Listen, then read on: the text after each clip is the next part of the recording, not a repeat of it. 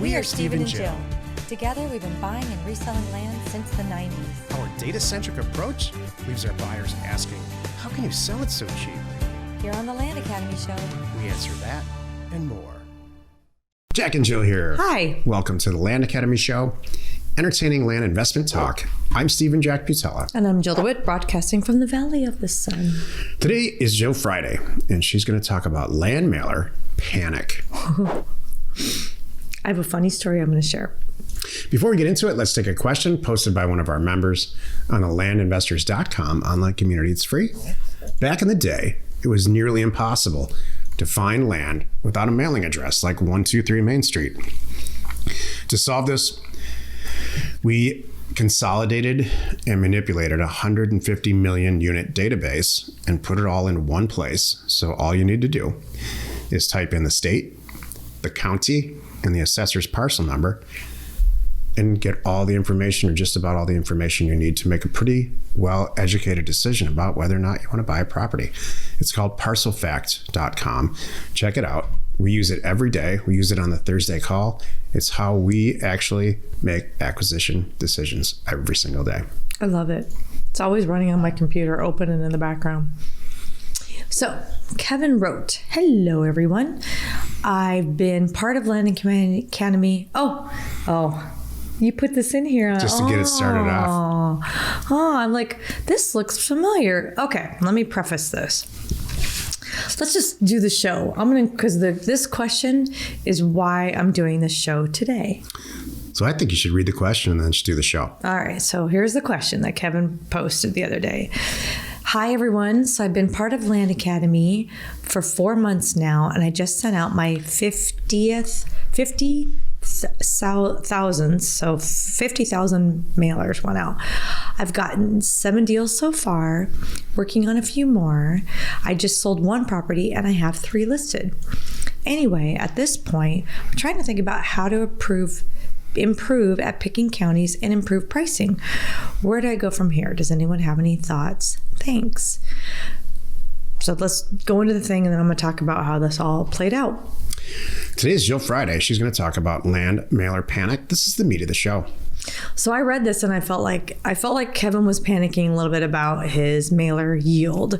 So, and if you're in Land Academy, you saw the communication that Kevin and I had back and forth in Discord on this. So I wrote him back and I said, hey, Kevin, I said, I'm really glad, you're concerned about this and you're thinking about mailer yield.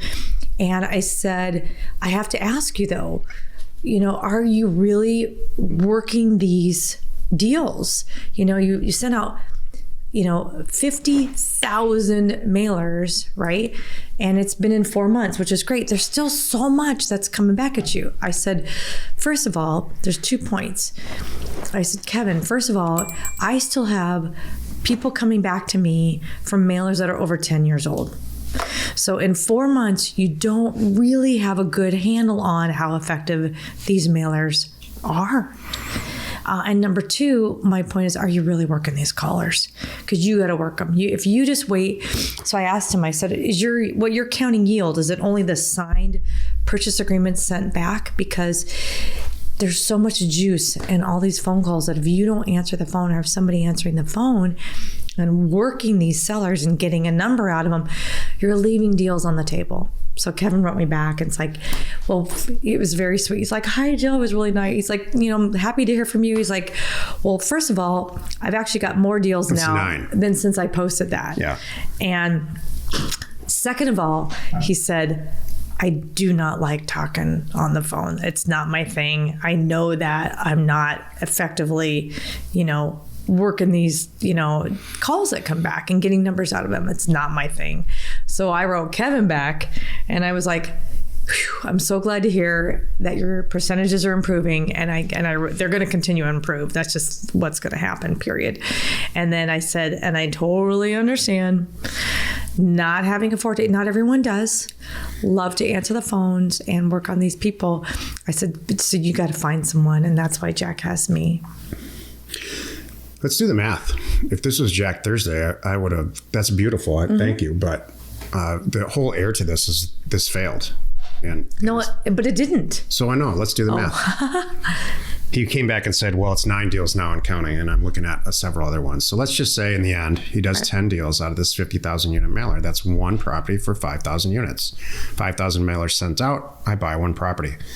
That's what we've been publishing for years. That's 3,000 to 5,000 properties, and it's his first mailer, and he's 4 months into this. So his next mailers are going to be even better, I'm sure. There's no failure here, and I'll prove it. In fact, this is exactly how it's supposed to go. 50,000 mailers costs about $25,000 to $30,000 total to get it out the door. He's done 10 deals, or he's doing 10 deals. He's got the equity to do 10 deals.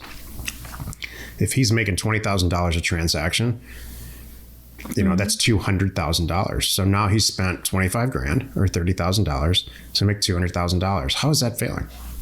True. Seriously, I love it when you give it to us like that, because that makes so much sense. It's not failing, and that's my whole point. And the residual, what's out there, what's going to come back, it's amazing. People are sitting on your letters right now. They're on the fridge. Maybe the end of the year, yep. Maybe next spring. Totally, you don't know. It may be on February 22 when somebody loses a job, and they go, "Where's that letter? Where's that offer? I got to sell." This is a grand slam home run in the bottom of the ninth to win the pennant. Yeah. This is not any version of failure. Mm-hmm. Spend $30,000 to make $200,000 in 6 months. Well, the reason I wanted to talk about this today is because people panic. You don't look at the numbers like we're looking at the numbers, and the yield can take a little bit of time. That's why people go, "Oh, I didn't shoot." So that's the point, is give it time, and you got to really show up and do your best and really try to find deals in there. So that's my last point, is if you're not good answering the phones and you don't want to answer the phone, I want you to have Pat Live or somebody like that. Maybe you hire somebody. Maybe you know somebody. Maybe you connect with somebody in our group. Form a partnership. That happens all the time. Someone's good at phones and not good at data. You guys start your own little sub thing. Good for you. Now you guys are really killing it together. But you gotta answer the phone, talk to these people, get to the bottom of it. This is a whole nother show, and there's been many shows on this. Do they want to sell, and what's their number? And then you go from there. And if you come at it like that, and I was telling Kevin in my note, like, I don't let these people go until I get a number from them. I'm just like, I gotta have a number. I don't care what it is. Give me if you really want to sell, you have a number. What is it? And you have to have that attitude, and you're going to get a lot more deals, which is awesome.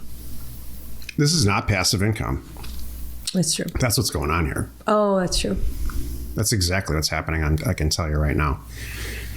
I even argue that. Is passive income really passive income? I don't care. You have the best tenant, you have the best portfolio, all these stuff happens. You're even if you call it passive income, you are working those payments every month, or you have a staff that works those payments and customer service and all that stuff every month. So that's my argument. Like, it's not really passive. Somebody's got to show up. This is education in a community for you to start your own company. True. And to be independently wealthy within 24 to 60 months, depending on how hard you work. That's really true. And for you to send out 50,000 mailers for your first 4 months is a pretty serious indication to me that you're willing to work hard. You're taking this seriously. You've capitalized it correctly. You're in it. Good job, Kevin. And you're willing to do what it takes. And you're honest enough to say, yeah, I don't like answering the phone, which, by the way, neither do I. Yeah. And I ultimately got so sick of it that I was lucky enough to find somebody like Jill who does embrace that, truly not just answer the phone, but embrace the whole part of all of it. Yep.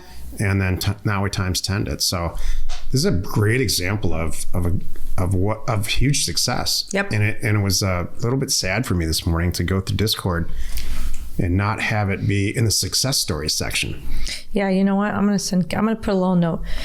As we're wrapping up this episode, I'm going to send Kevin a little note to make sure. I want to make sure that he listens to this or watches this.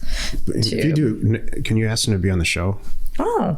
I would, because this should be celebrated, not like, what did I do wrong? I will put that in Discord too. All right, I'll get them. So congratulations, Kevin. As we're having a little meeting about you. Yeah, that's what's on the happening. air meeting about you.